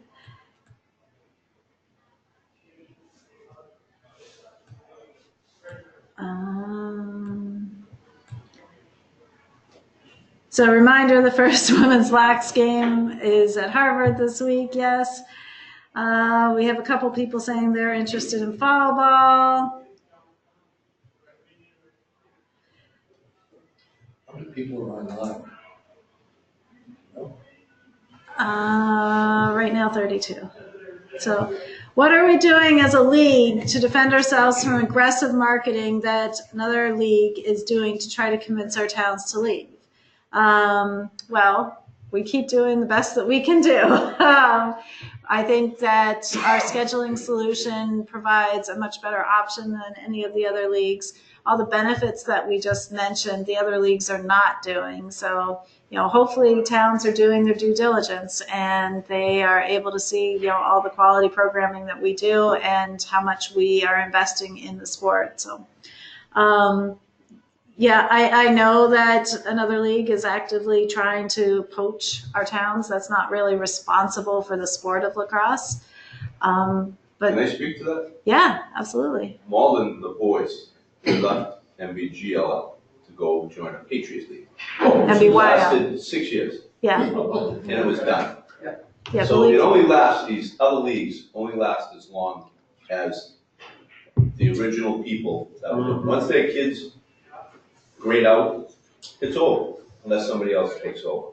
So to all those people out there that are worried about people leaving the MBGLL, good luck. Good luck, you'll be back. Because, nothing's perfect, but at least the people that are here and the people that are online listening are active. When you get into these other leagues, it works for a little while, and then it goes the other way very quickly. So. Well, they do fine when they grab like that, 6, 8, 10 towns, course, and that's all yeah. they've got, because they're working at a small level. But then when they get big, they end up with the same issues that they left the big to begin with, which. Yeah. I mean, why reinvent the wheel? Yeah. Why don't you just partake in trying to make this a better league? Well, honestly, we had a couple of towns leave last year, and they ended up playing each other for the whole season. 3 or 4 towns played each other for the whole season, so there wasn't the variety that they wanted. They had longer driving distances if they wanted to get the variety, like much longer driving distances. And we are having, some of those towns are already talking to us about coming back. And we have other towns who are saying, we don't really like the looseness of some of the other leagues. We like having the training and the requirements. So, I was contacted by 2 towns who aren't in our league who said, well, how's your experience, Mike? It's great. They want out of where they are, a little bit farther down south. Yeah, I know. One of them. I'm sure there are teams who are realizing that they've never been here, and we're talking to our coaches and our players and our parents that say, that seems to be the place to go. And there's definitely pressure of those towns that are playing each other for the other towns to come join so that they can play more towns, which is comical because they were playing towns. I know. So anyway, so that's what we're doing. We're just going to keep doing the best that we can do and keep providing really quality programming.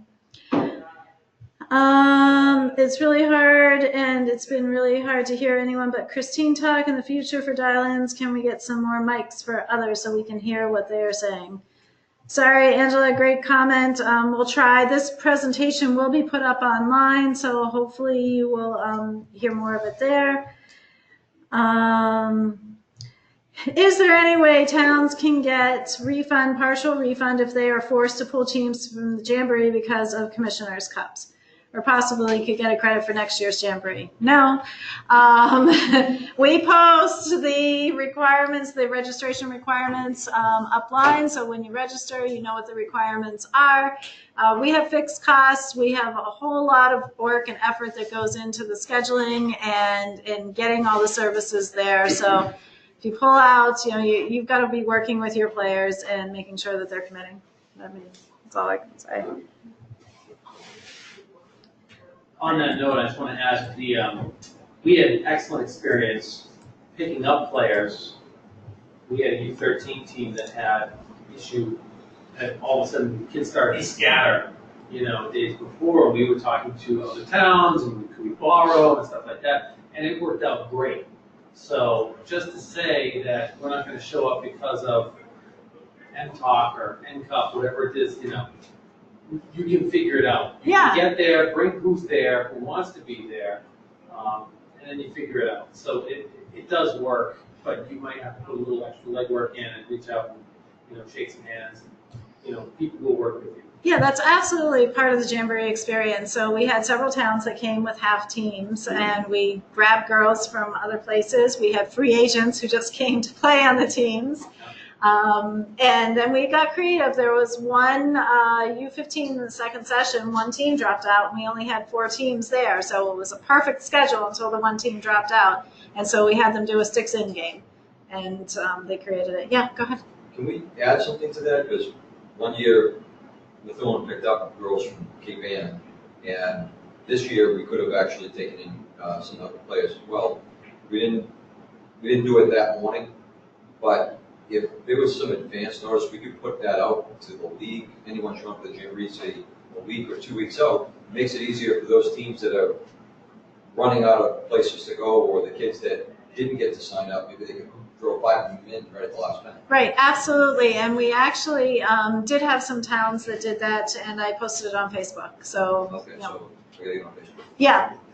Yes, you do. Or at least go to our website because the feed rolls there. But yes. So we have another comment from somebody. Please do not take another league's full court press lightly. They are not run any better than MBGLL, and they have minimum coaching requirements and piggyback on MBGLL framework. Yes, they copy our framework. In fact, a lot of their website is copied. Their meetings are unstructured and a bit too loose a framework. They pitch a great alternative, and I will confirm the scheduling software and web experience for game info is a step up from MBGLL last year. Coaches and parents want a smoother online experience to clear information.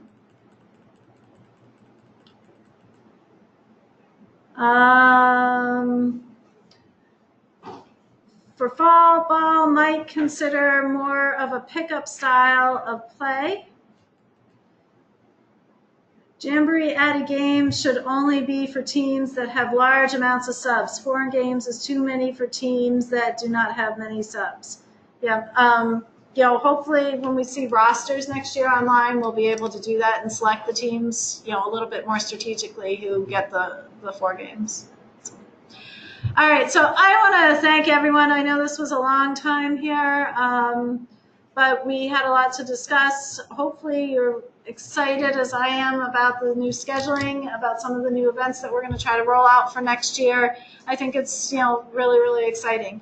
I will say, if you're on Facebook, I have been posting Jamboree pictures, and so I've got them scheduled, new pictures every day this week, so please keep going and checking. We had some little cutie patooties there. I had to get their pictures up, but lots of great pictures. It was a really fun Jamboree, so hopefully everyone liked it. We had a great year, I think, you know, from the very beginning to the end. Great job. So thank you, everyone. All right, thank you, everyone online. We're going to shut this down. We'll see you in the fall.